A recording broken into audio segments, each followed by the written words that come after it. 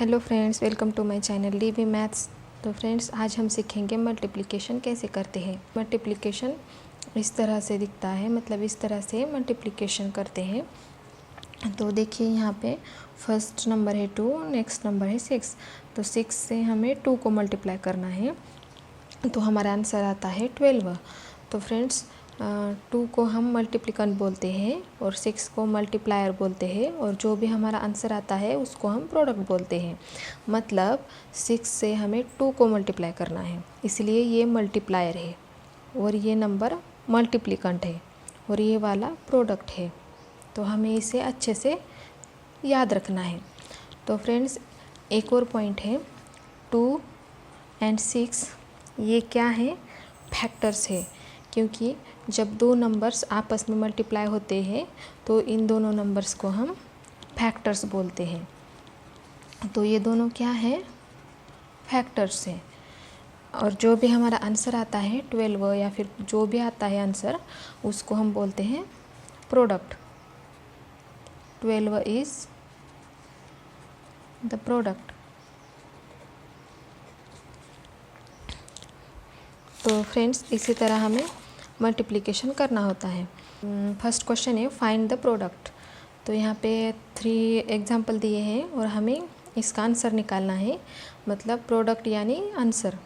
4 and 16, 7 and 11, 3 and 12 ये क्या है? फैक्टर से, और इनका मल्टीप्लिकेशन करके हमें आंसर निकालना है, यानी हमें प्रोडक्ट निकालना है।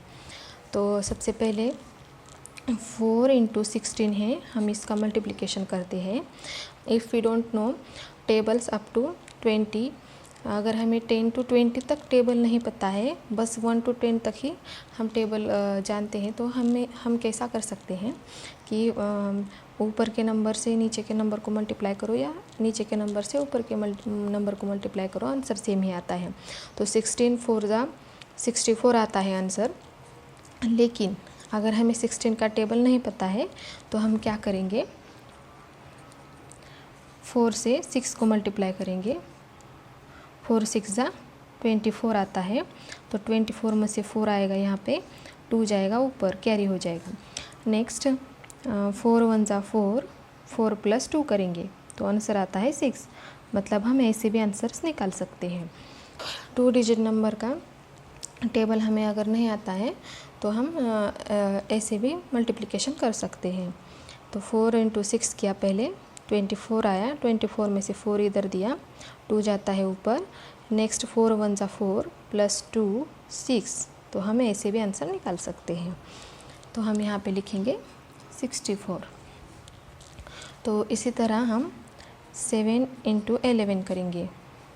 तो अगर हमें 11 का टेबल भी नहीं पता है तो हम ऐसा भी कर सकते हैं। 7 1 जा 7, 7 1 जा 7, तो आया 77। नेक्स्ट है 3 इंटू 12। तो इसका आंसर भी हम सेम ही लिख सकते हैं। अगर आपको टेबल्स पता है तो आप सीधा सीधा 12 3 जा करो, 12 3 जा 36। तो हमारा आंसर आया है 36। तो फ्रेंड्स, इसी तरह हमें मल्टीप्लिकेशन करना है सारे नंबर्स का। बट फ्रेंड्स, मल्टीप्लिकेशन में हमें 1 to 20 तक टेबल आनी बहुत ज़रूरी है।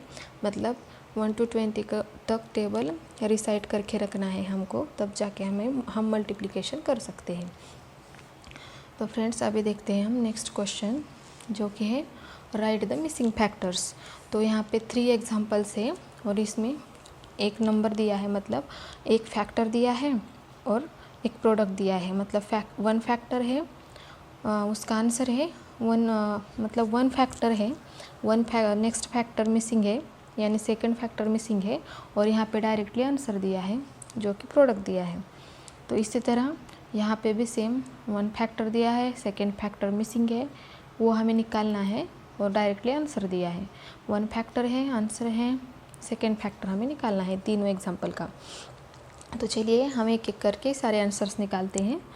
तो सबसे पहले देखिए 3 का टेबल, हमें सबसे पहले 3 का टेबल रीड करना है। 3 का टेबल में 21 आने तक हमें 3 का टेबल रीड करना है। तो बोलिए 3 1 जा 3, 3 2 ज़ा 6, 3 3 ज़ा 9, 3 4 ज़ा 12, 3 5 ज़ा 15, 3 6 ज़ा 18 एंड 3 7 ज़ा 21। तो हमारा 7 आएगा यहाँ पे नंबर, क्योंकि 3 7 ज़ा 21 आया है। तो ये हो गए हमारे दोनों फैक्टर्स, मतलब इन दोनों का जब हम मल्टीप्लिकेशन करते हैं तो हमारा आंसर 21 आना चाहिए। तो अब हमारा आंसर आया है 21। तो यहाँ पे आएगा 7, क्योंकि 3 7 ज़ा यानी 7 नंबर पे 21 आया है, इसीलिए हमने यहाँ पे 7 लिखा है। तो अभी यहाँ पे सेकेंड एग्जाम्पल है। तो सेकेंड एग्जाम्पल में हमें 7 का टेबल रीड करना है।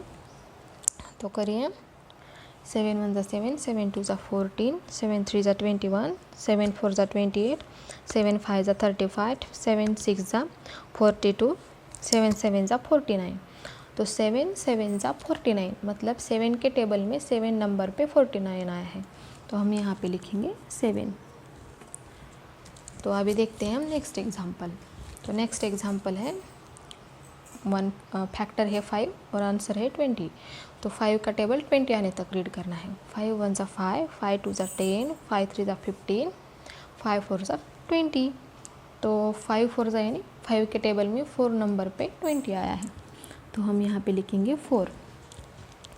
तो फ्रेंड्स, इस टाइप के कुछ क्वेश्चंस एग्ज़ाम में पूछे जाते हैं, तो हमें इस तरह से आंसर निकालना होता है और इस तरह हमें आंसर निकाल के लिखना है।